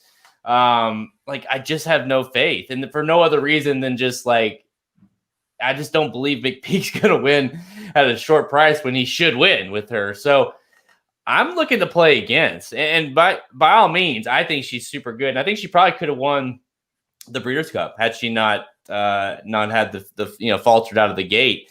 But listen, just like kind of the logic and the history of McPeak behind it, I think she's a play against. So listen, Brad Cox, right? Is there any hotter jockey or any hotter trainer right now than Brad Cox? Obviously just dominated the Breeders' Cup, and a horse that I really liked in the Alcibiades and disappointed a little bit, Travel Column. The daughter of Frosted. This horse was highly touted going into that race. Flo back on this horse, never, rode this horse the last two efforts. Finished third that day too, Simply Ravishing. So I'm definitely pulling for the upset here as far as kind of reversing the tables here. But listen, $850,000 purchase, big time ownership and trainer and jockey, everything there. I mean, the fact that he's willing her back here to kind of give her another go, I think is a big sign that, hey, listen, they think this horse, for whatever reason, just didn't fire that day at Keeneland. Back at Churchill Downs, which obviously where she broke her mane was really impressive that day. So I think the price will be right to play her finally, and I'm gonna try to go with the upset here with Travel Calm. I think it's a ballsy pick. I'll say that. I really do, because I'm with you in that race that you're referencing. Travel Column was my top pick, and now I'm going to go to somebody who wasn't, which is Simply Ravishing. But here's kind of my deal, Jared, and I don't know, I might be wrong, but I just kind of felt like if I'm confident enough to think she can win the Breeders' Cup Juvenile, and she had a legit excuse. Or maybe Swiss Skydiver, it's like, well, she was even with Monomoy at the top of the lane and then got outran. With Simply Ravishing, she really had a legit excuse, right? Like she wasn't even with those horses at the top of the lane. She still ran okay. She still made up a little bit of ground despite the bad trip. Yeah. So it was just like, yeah, damn it. I have to go back to her. And I'm with you. I know McPeak, a favorite and all that stuff, and I don't disagree. You know that better than anybody. Kind of makes me a little sick. I'm going to play two horses in this race, your top pick and my top pick, because I just think if Simply Ravishing gets out of the gate okay, gets a normal trip, she's probably going to win. Well, that's what's funny. That's what's funny about it is there's no reason to play against her. I mean, the numbers, she ran a 90 buyer that day in the Breeders' Cup, even though she lost. Travel Column ran a 77 in Alcibiades. Like there's a very vast difference. The only reason I'm picking against her is just I've been burned too many times by I get it. So yeah, I listen. She'd go out there, do her thing, stalk the pace, or just go wire to wire, and it wouldn't shock me whatsoever. And yeah, she's the best horse in the race. Doesn't shock me at all. Or Travel Calm finishes second, not a shocking result at all. Those are the 1-2 horses, but I've seen it too many times. So I played both too. I think you got the right two horses, but I'm gonna try to pick her on the upset and pick Travel Calm. All right, let's move on to the last race we're going to cover today, rapid fire. The Breeders' Cup Juvenile third place finisher, Keep Me in Mind, is going into the Grade 2 $200,000 Kentucky Jockey Club Stakes at Churchill Downs on Saturday. This is going to be race 11 on their card. $200,000 purse, going a mile and a 16th on the main track. Basically just like the Goldenrod, field of 9 in here. A couple of entries with Sitting on Go and Smiley Sabatka for Dale Romans and the Albaugh family stables, which you guys are more than familiar with. This spot, I mean, for me personally, I'm going to go Brad. I'm going to go Brad Cox again. I like Inspector Frost a lot in this spot. This is a horse that I didn't want to talk about too much because the fantasy league's coming up, but screw it. We're trying to help the fans. I love Inspector Frost. I think this horse has got a world of talent. I'm curious to see what you guys think as well. Well, yeah, I mean, listen, this is a horse that I agree. I think there's no secret here. You can talk about it. Another Godolphin Brad Cox horse, right? It's like, it seems like it's unbelievable. And here we are, another frosted. So I'm going to pick 2 Brad Cox frosted horses in each of these, the Oaks and Derby preps, which you look at it that way, doesn't seem like a bad idea. Like that seems pretty logical. Johnny V gets the mount here for Flo. I don't know. To me, I agree. I think this is one that he's gonna be damn tough to beat. And I don't know, like Halterman, I want to talk a little bit about this race in a general sense, but I'll let you get your pick here. What do you think of the race? Well, first of all, I want to kick it to Magic real quick. So how do you say the number 5 horse's name again? 5 is Smiley Sabatka. That's how I say it. I can correct you. For the first time in my life, I can correct you. Sabotka is how you say that. Sabotka, okay. Yeah, the only reason I know that is Vladimir Sabotka played for the Blues. And I don't know. I guess this horse is named after a hockey player, I would have to think. But Sabotka. So first time ever in my whole life, I've got to correct Magic. Thank you for this moment, Magic. That is a Thanksgiving miracle. Okay, so Jared, Inspector Frost. Oh, man. I love Inspector Frost. I love Inspector Frost a lot. Cannot wait to use this horse. But who I am picking on top, another shocker, because I know we talked about this earlier and I was all over Inspector Frost. I think Keep Me in Mind might be the horse for today. Not for the future, but for today. And here's why I say it. He just seems to be a little more advanced at this point in the season. And why do I say it? Okay, he finished second in the Breeders' Futurity at 52-1. I say, probably a big-ass fluke. He finished third, beating 2 links at 30-1 in the Breeders' Cup Juvenile. Both times he lost to Essential Quality, who is a shoe-in for the Eclipse Award for 2-year-old of the year.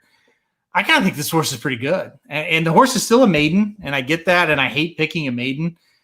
But I think he's pretty good. I would never pick this horse in a million years until he backed it up in the Breeders' Cup Juvenile. The big thing was, okay, is he going to get pace to run into this time? Yeah, I think he might. I mean, Swill is going to set a pretty hard pace. I think Smiley Sabotka will be up there as well. I think Ultimate Badger will kind of play a part in the pace as well. I kind of think it's going to set up for Keep Me in Mind to win.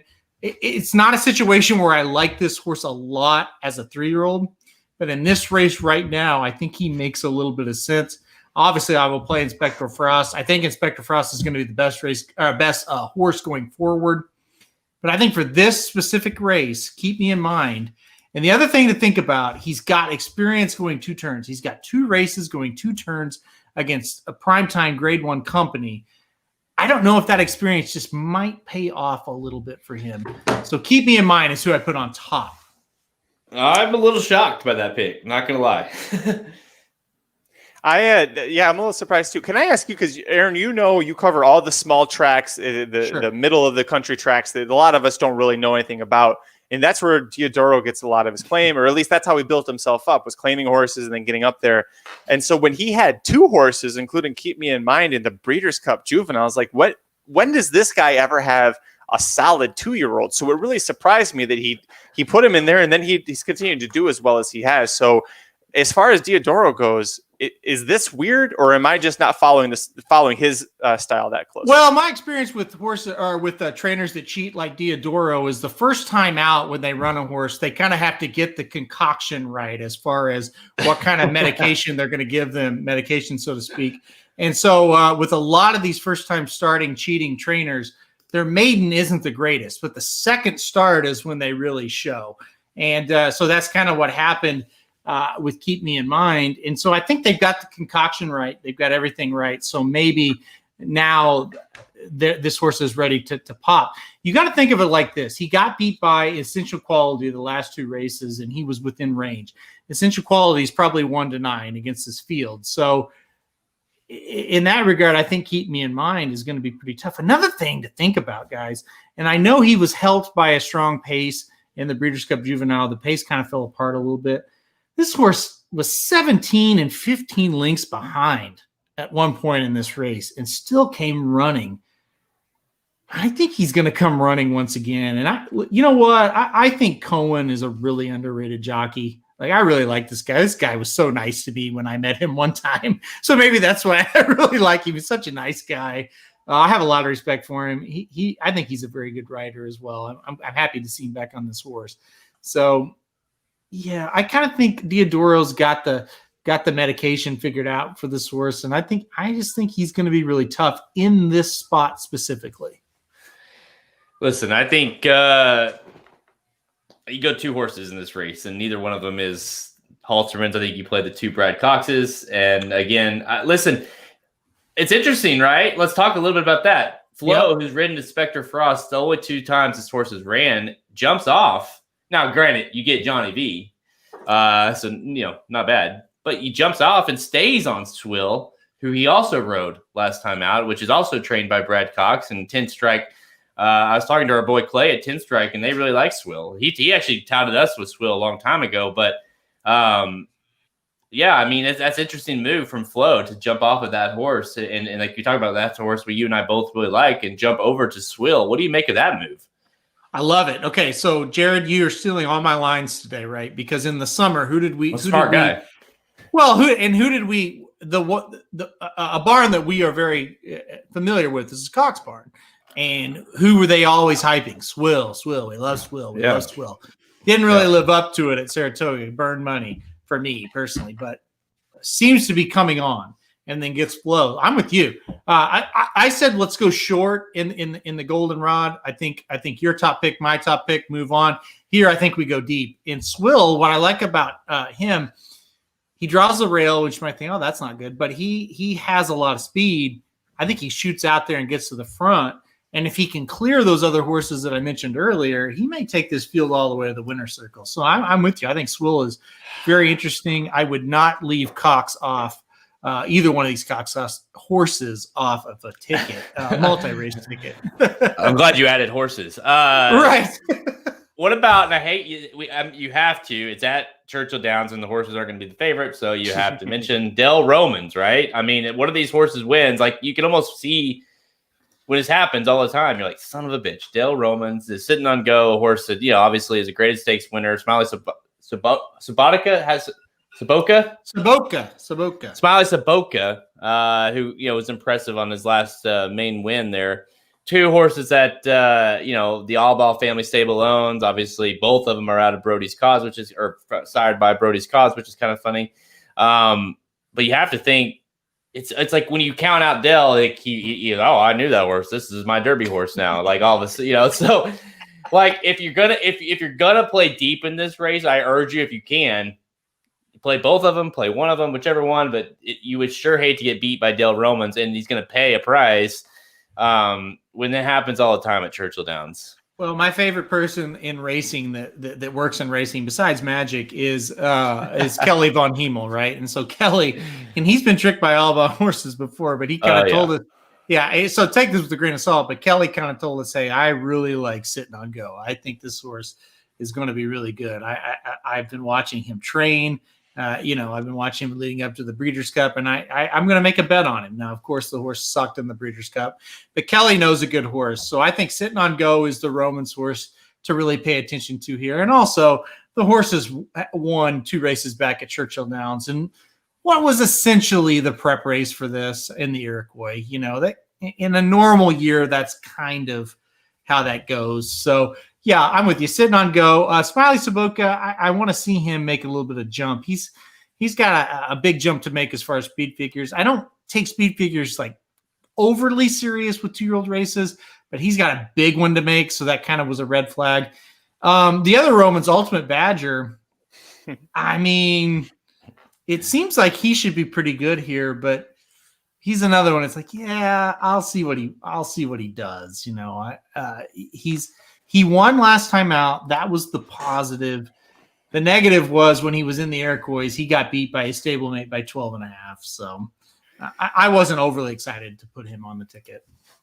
I'm so glad that you brought up Ultimate Badger, because that was my Iroquois pick. I had kind of the feeling that where Jared was going with the Romans horses, where he's going to pop an upset. And I think Romans had 5 or 6 horses in the Iroquois, and I was with Ultimate Badger because I thought for sure Romans is going to win this race with an upset.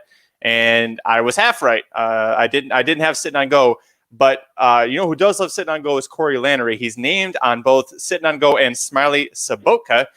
If both of those horses run, he has confirmed his top choice is Sitting on Go. So if you were leaning that way with the horse, Corey Lannery's giving you a little vote of confidence as well.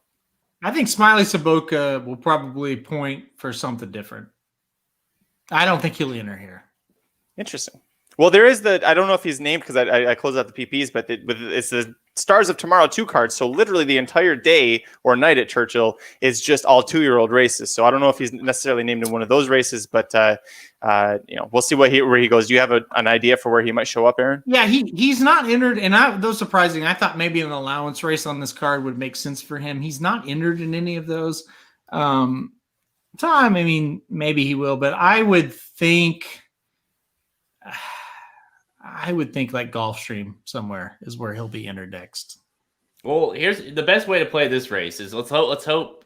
Well, so Smiley and Sit on Go are coupled, right? So if they do both run here, then you could just play all 3 Dells, and then you know essentially, and then take the 2 Coxes, you know, Halterman's favorite 2 Coxes, and then play his top pick, Keep Me in Mind. So you go super deep with the Coxes and the Roman. He doesn't have a real point. He just wanted to say that. I'm done. You can go to the next race. That's it. No, that's all right. Listen, we'll. I understand where you're going with that. It was probably something along the lines of the 2 Cox horses playing tummy sticks together, right? Yes. And speaking of Vladimir Saboka, look there who just joined the is! show. Vladimir Saboka, former St. Louis Blues, number 17. There he is. He opted out and he went over to his home country, and then they won the Stanley Cup. So I feel bad for him. Good player, Vladimir Saboka. Really good, reliable player. He would chip in with a goal every now and then. A physical player, very good defensive player. I miss Vladimir. Maybe not the best decision maker, but good guy. No. Great point.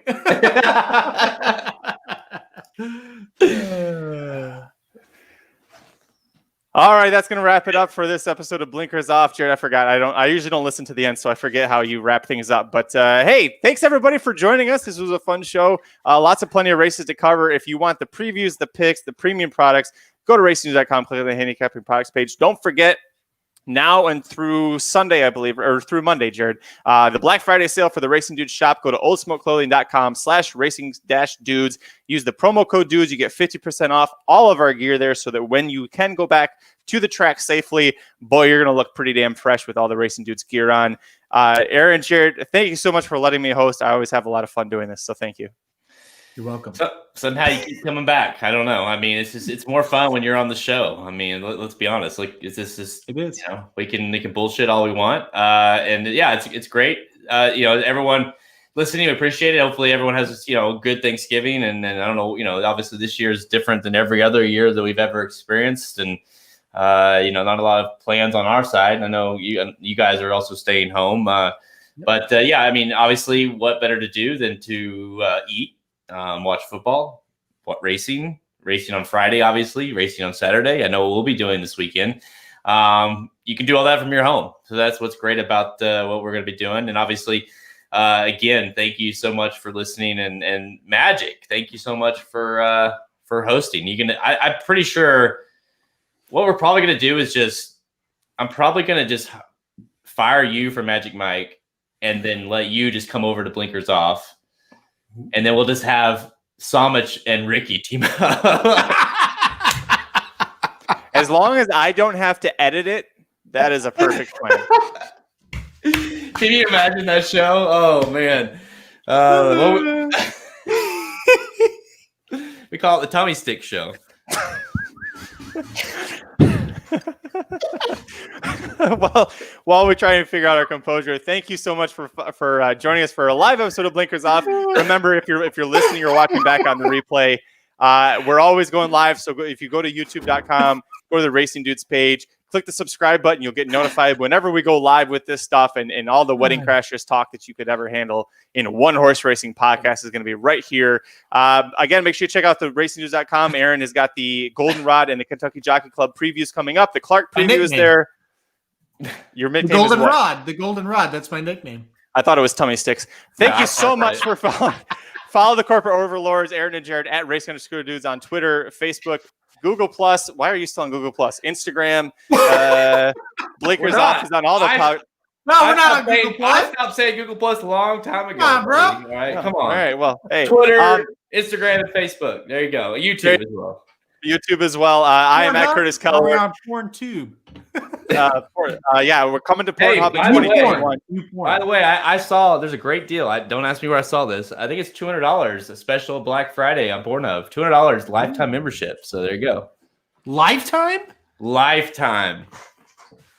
Oh, wait. Hold on. I'm surprised you haven't got that alert yet. Wait. Where is it again? Say it again. It's Pornhub.com. Pornhub.com. $200 lifetime. Got it. All right. Thank you. You need to verify that. I'm not totally sure. I saw it on Twitter, but I think that's correct. So, okay. Ooh, that's impressive. All right. Did you hear that, babe? All right. God. No, what are you doing this weekend? I'm going back to the Magic Mike Show. Thank you guys so much for joining us. Good luck this week. We'll see you next week. We'll see you next week. We'll see you next time. That's what. There you go. Man, Jesus! Look what happened. I'm all thrown off. You threw the host off. Thanks. You know what? It's the Trulies. The Hawkster's pumped, and I am too, Hawkster. That is great. A $200 lifetime membership. I'm verifying that, but I'm pretty sure. Yeah. Okay. Good idea. Lifetime. Unbelievable. Wow. Let's see.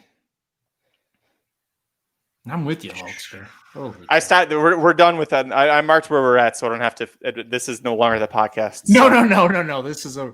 Let's stay live for a minute though, just to talk to our fans. Yeah. We're still here. Hulkster, I sent you something in the chat, but send us an email.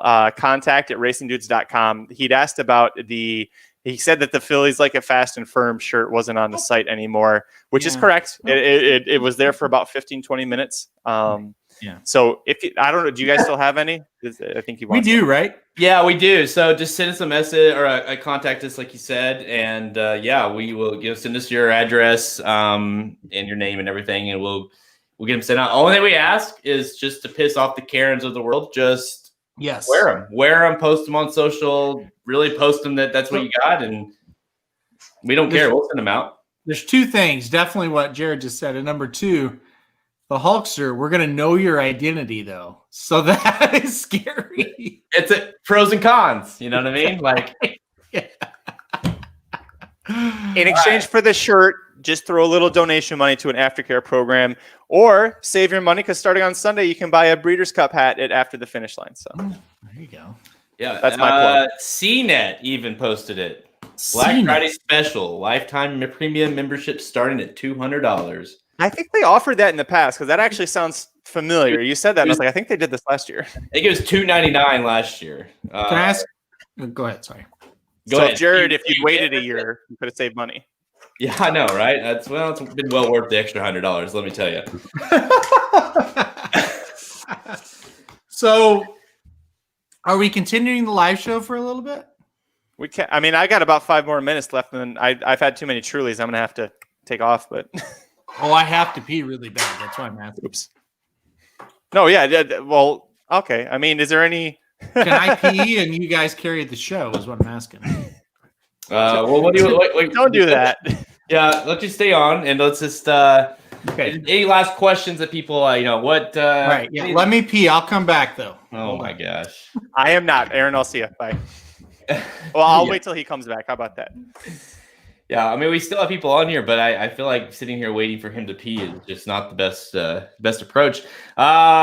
If you guys are doing anything crazy for Thanksgiving, let us know. Your Magic, you went and waited in line right today and got your pre-made meals.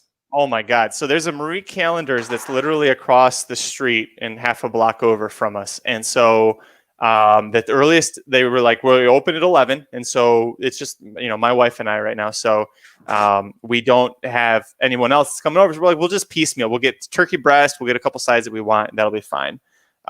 We went and so I went to go get it. And I got there about 10:30 and I brought my laptop and I was like, look, I'll prep for the show. I figured I'd have to wait in line a little bit, but I wanted to be in and out because I knew, my wife had done it in the past and it was like an hour plus wait. So I didn't want to delay the show. So I get the stuff. When I get there, I get in line. And I'm like, oh, they're already putting the stuff out. That's great. They had one person who was probably the slowest customer service representative I've ever met running the check-in spot. And then they have 10 people handing you the food. So you stand in this line for forever. The woman hands you a receipt. You go give the receipt, and in 2 seconds, you've got your food. And it was just driving me nuts because I spent 15 years working in customer service, that watching such a slow, painstaking process. When I left, it was 11 a.m., so that was the start of the pickup time. The line was through the parking lot, and then there were cars half a block down the street lined up trying to turn in to pick up their stuff. And I got back, and I told my wife, I was like, thank God I went early because I would never be done. Aaron, oh boy. So the question is, how many times? Oh, but two questions. One, did you check out the Pornhub deal? And two, how many times did you shake? I've signed up for Pornhub. I did it while I was peeing, and I shaked 5 times. Did you at least wash your hands first or afterwards? I mean, oh, yes, okay, good. Yes, okay. Yes. Because of COVID. If it wasn't for COVID, no. But because of COVID, yes. Wait, are we still live? Magic? Wouldn't you love to see a black light on his keyboard? How's the Cigar Mile looking? How is the Cigar Mile looking? Fucking Pretty great. shitty, wasn't it? No, it's not shitty. It's gonna be amazing. The cigar? One of the best races of the whole fucking year. Absolutely. I have no idea. Right now, Mind Control. Hang on. Shitty. The Malibu's where it's at. Yeah, the Malibu is going to be fucking name insane. name the horses. True Timber is going to the Cigar Mile. Ugh. I'm sure Samus will bet him. On Raison is going to be there. Boy. Forense Fire. There's your headline. Oh, that's what it is. Forense Fire, King Guillermo, Mr. Buff, Mind Control, Performer, True Timber, Bon Raison, maybe Majestic Dunhill. If you're still awake after I said that, just wait for the Malibu. He'll be fine. Yeah. The cigar's not looking great. No. Performer, I think Performer will be pretty good in there.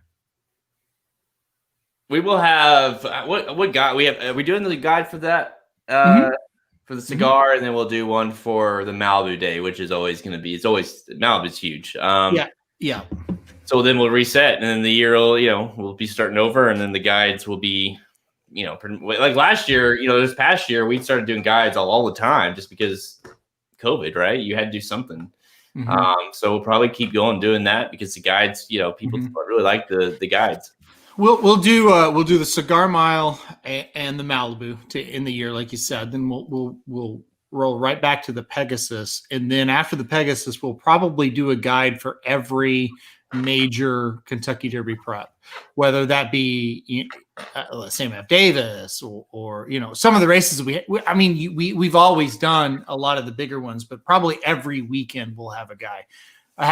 So yeah, Hulkster. Yeah, that's why we're doing a guide for the Cigar Mile, because you have those other big stakes, the Remsen being one. I at this point, I don't really know who's pointing for the Remsen, but we are definitely going to have a guide that covers all of that. Yeah.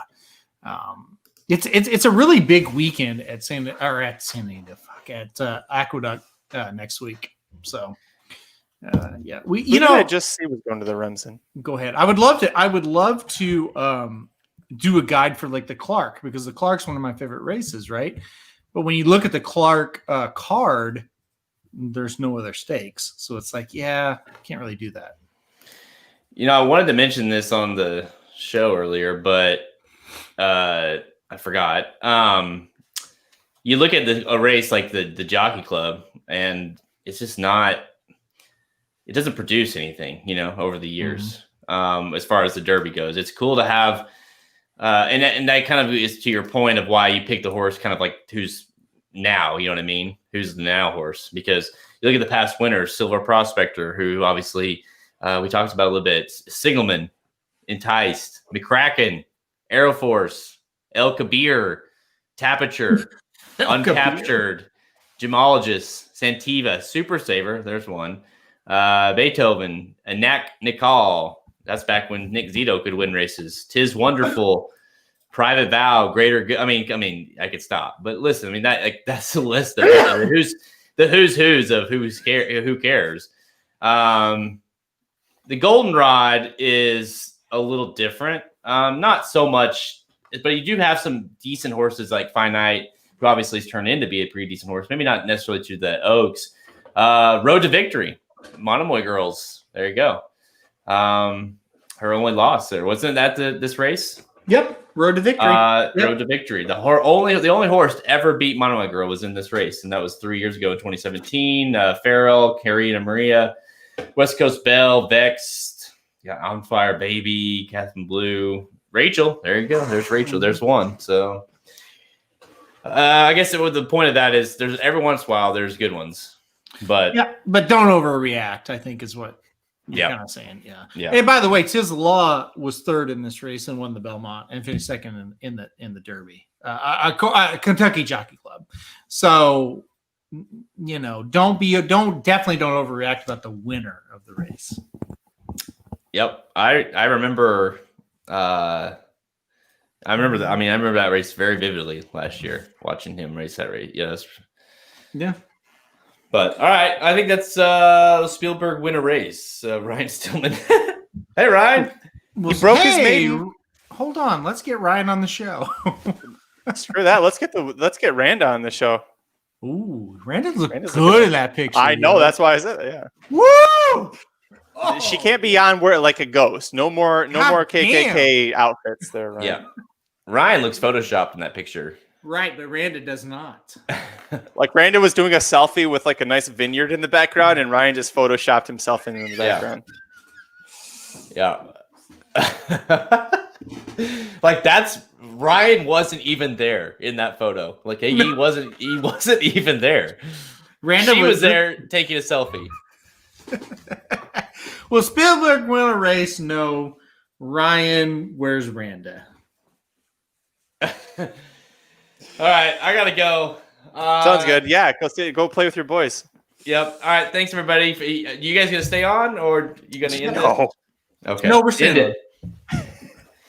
We gotta get this posted. So that's true. Halterman's filling the clause. So I definitely maybe Halterman could jump on later on a feed by himself and watching. I'm on claw number 6. Damn. Ooh, I counted 3 that you opened during the show. Every time you click, I go, and there's another one. There's another one. He's been. Oh gosh. The empty there you go. There's proof. Ooh. I've only got 2. Whoops. There's a little drop left in that one. Ryan, she most definitely will beat me this week. It's not even a question. I'm a bye at this point in the fantasy league. So I'm officially eliminated from the playoffs. So I'm hoping that I can ruin some playoff contentions in Randa. And I think I play Halterman last. So if I can win these last 2 weeks, that would be the best thing ever. Just to ruin dreams. No comment. Look for the second best thing ever is what we're trying to tell you. Just aim for that instead. Exactly. All right. I'm out of here, folks. Thanks, everyone. Happy Thanksgiving. Hopefully everyone stays safe. And good luck this weekend if you're playing the ponies. All right. See you guys.